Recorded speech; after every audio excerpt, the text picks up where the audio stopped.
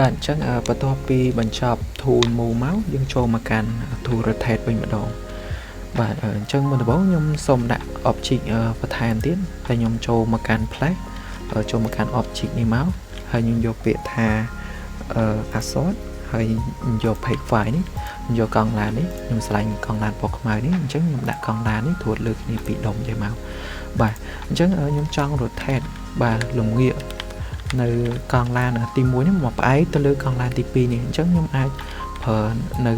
នេះកន្លែង y តម្លៃលេខនេះបាទ degree គិតជា degree អញ្ចឹងផ្នែកខាងលើគេបំផុតនេះយើងអាច rotate ឬក៏ពវល់របស់វានឹងទៅតាមលេខបានអញ្ចឹងទី2នេះគឺពវល់ទៅតាមឈរបាទដូចយើងឃើញអញ្ចឹងទី3នេះឈរដូចគ្នាប៉ុន្តែទៅតាម x ហើយនឹងមួយនេះគឺទៅតាម y បាទអញ្ចឹងបើសិនជាយើងចង់ឲ្យវាលំងាកបាទម្ដងតិចចេះ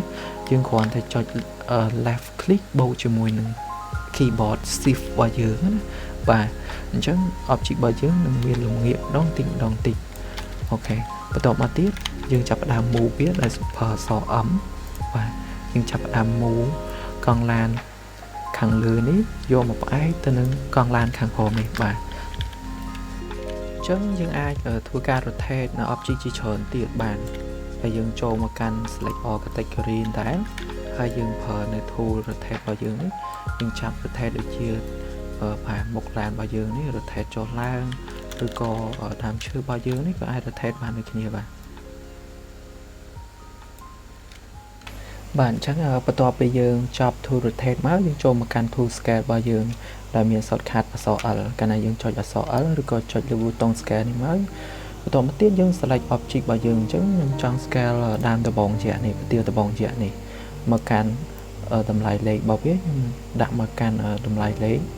11ឬក៏លេខ15អញ្ចឹងមកអញ្ចឹងយើងឃើញថាកាលណាយើងដាក់តម្លៃលេខហើយតែធំ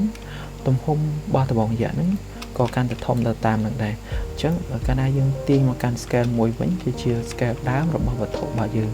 ហ្នឹងហើយបន្តមកទៀតយើងចង់ scale វាម្ដងតិចដែលគ្រាន់តែចុច left click របស់យើងហ្នឹងបន្ទាប់មកបូកជាមួយនឹង keyboard shift របស់យើងហើយយើងចាប់ទាញចុះក្រោមអញ្ចឹង object របស់យើងនេះនឹងចាប់ផ្ដើមព្រមមានម្ដងបន្តិចបាទទៅតាមមានដែលយើងចង់បានថ្មីនេះបាទអញ្ចឹងបន្តមកទៀតខ្ញុំចង់ select កៅអីរបស់ខ្ញុំនេះហើយធ្វើការ scale ដែរប៉ុន្តែខ្ញុំ select វាអត់បានទេដោយសារអីដោយសារទី1ខ្ញុំឈរទៅលើ object nature របស់ខ្ញុំនេះបានន័យថាខ្ញុំអាច scale បានតែដើមឈើតែប៉ុណ្ណោះអញ្ចឹងបើសិនជាខ្ញុំចង់ scale object នេះនៅក្នុងប្រភេទ object ខ្ញុំអាចឈរទៅលើ tool object នេះវិញអញ្ចឹងខ្ញុំអាចចុច scale បានទេឬក៏មួយទៀតយើងអាចចុចទៅលើ select all category នេះអញ្ចឹងយើងអាចធ្វើការ scale ទៅលើ object ប្រភេទកៅអីក៏បានបាទឬក៏យើងចុចទៅលើប្រភេទឡាននេះវិញហើយយើងអាចធ្វើការ scale បានដូចគ្នាបាទអញ្ចឹងយើងនិយាយអំពី tool delete ម្ដងអញ្ចឹងយើងចុចប៊ូតុងធុងសម្រាប់នេះដែលដាក់ឈ្មោះ delete នេះយើងអាចចុចទៅលើចំណុចនៃដើមឈើដែលយើងចង់ delete បានឬក៏យើងចង់ delete ម្ដងទាំងអស់ទៅលើប្រភេទដើមឈើអញ្ចឹងទី1ខ្ញុំចុចមកកាន់ tool nature របស់ខ្ញុំនេះហើយខ្ញុំឈរនៅលើ tool delete ដែរបន្ទាប់មកទៀតខ្ញុំចាប់ផ្ដើមចុច control ហើយខ្ញុំចាប់ផ្ដើម off left click របស់ខ្ញុំនេះបាទ off left click រហូតទៅដល់គ្រប់ទៅដល់ដើមឈើដែលខ្ញុំចង់ delete ទាំងអស់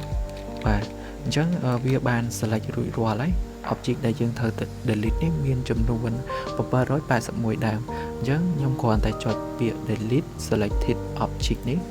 បាទដើមឈើដែលខ្ញុំចង់ delete មិញត្រូវបានបាត់ទាំងអស់បាទអញ្ចឹងសម្រាប់ការ delete ប្រភេទទី2នេះវិញអាន័យថាយើងមាន object ច្រើនប្រភេទយើងអាចចូលមកកាន់ select all category ដែរហើយយើងចុច control បូកជាមួយនឹង left click របស់យើងហើយចាប់ទាញអស់មកអញ្ចឹងយើងបាន select នៅ object ប្រភេទខុសៗគ្នាដើម្បី delete បាទខ្ញុំគ្រាន់តែចុចរូបធុងសម្រាប់នេះ object ទាំងអស់ត្រូវបាន delete ចោលទាំងអស់បាទ